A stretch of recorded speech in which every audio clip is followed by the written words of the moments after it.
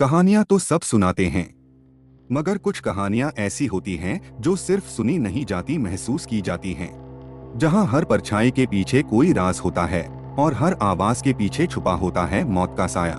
स्वागत है आपका नाइटमेयर टेल्स में, जहां डर सिर्फ कहानी में नहीं, आपकी सांसों में उतरता है। तो अब रोशनी कम कर लीजिए और दरवाजा बंद कर दीजिए, क्योंकि कहानी अब शुरू होती है। राज एक 24 साल का सीधा साधा लड़का हाल ही में मुंबई आया था। आईटी कंपनी में उसे नई नौकरी मिली थी और वह अब पहली बार अकेले रहने के लिए उत्साहित था।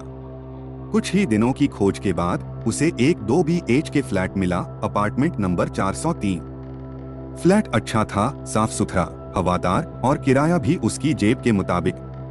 मकान मालिक ने बताया कि एक लड़की पहले से वहां रह रही है, पूजा, जो शांत स्वभाव की है। राज को यह सुनकर थोड़ी हिचक हुई, मगर फिर उसने सोचा, चलो कोई तो रहेगा, अकेलापन नहीं लगेगा। पहले दिन जब वो फ्लैट में पहुंचा, दरवाजा थोड़ा खुला हुआ था। उसने अंदर झांका और देखा, एक सफेद कुर्ते में लड़की खिड़की के पास बैठी थी, पीठ उसकी तरफ थी।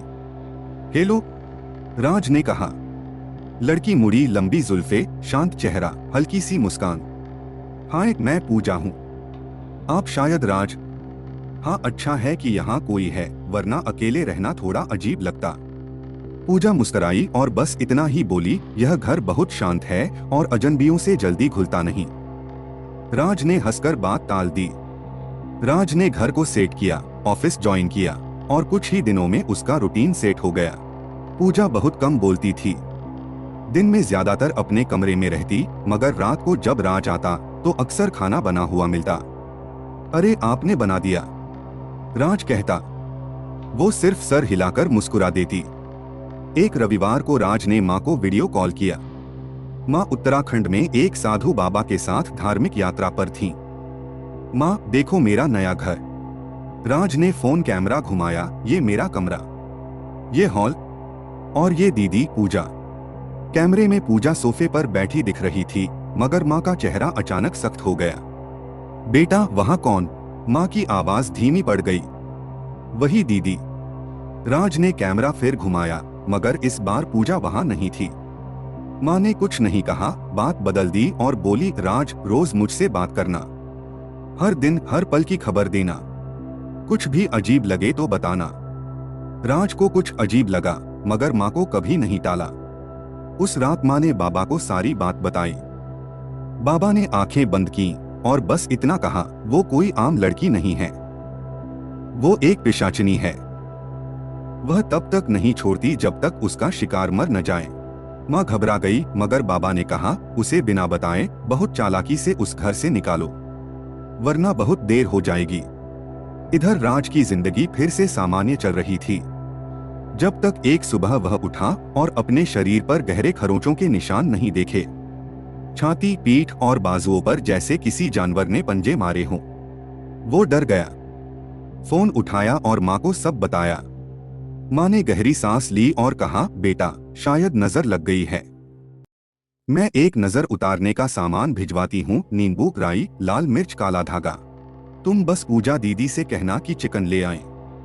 राज को समझ नहीं आया, मगर उसने वैसा ही किया। जैसे ही पूजा चिकन लेने बाहर गई, माँ ने राज को कॉल किया, अब बिना कुछ बोले, बिना पीछे देखे टैक्सी में बैठ और सीधा घर आ जा। कुछ भी हो जाए, उसकी आंखों में मत देखना। राज घबरा गया, माँ आप ठीक तो हैं? क्या हुआ है? माँ चुप रही, फिर धीरे से बोली, वो लड़की नहीं है बेटा, वो एक डायन है। राज के हाथ कांपने लगे, फिर भी वह टैक्सी लेने नीचे जाने लगा। लेकिन जाते जाते उसे ध्यान आया कि सामान तो रह गया। वह जल्दी से फ्लैट में वापस घुसा और जो उसने देखा, उसकी रूह कांप गई।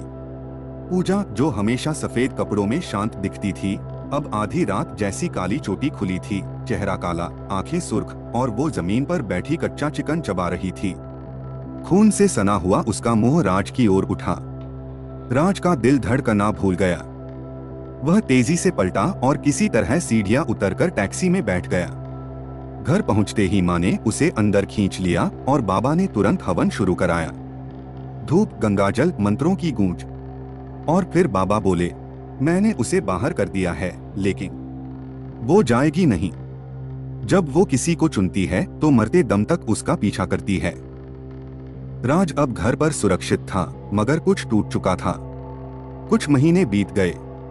राज ने नौकरी छोड़ दी थी। अब वह माँ के साथ ही रहता था, मगर हर रात वो एक ही सपना देखता है, वही अपार्टमेंट, वही पूजा, वही लाल आंखें और एक आवाज जो कहती है तू बच नहीं पाएगा। अगर आप इस कहानी से डर गए तो जरा सोचिए उस इंसान के बारे में जो आज भी हर रात उस डायन का सपना देखता है, क्योंकि डायन जब एक बार किसी को चुनती है तो मौत ही उसकी आजादी बनती है। धन्यवाद, आपने नाइटमेयर टेल्स सुना। अगली बार फिर एक नई डरावनी दास्तान के साथ मिलेंगे। तो तब तक वीडियो को लाइक करें, शेयर करें और चैनल नाइटमेयर टेल्स को सब्सक्राइब करना ना भूलें, क्योंकि अगली कहानी इंतजार नहीं करेगी।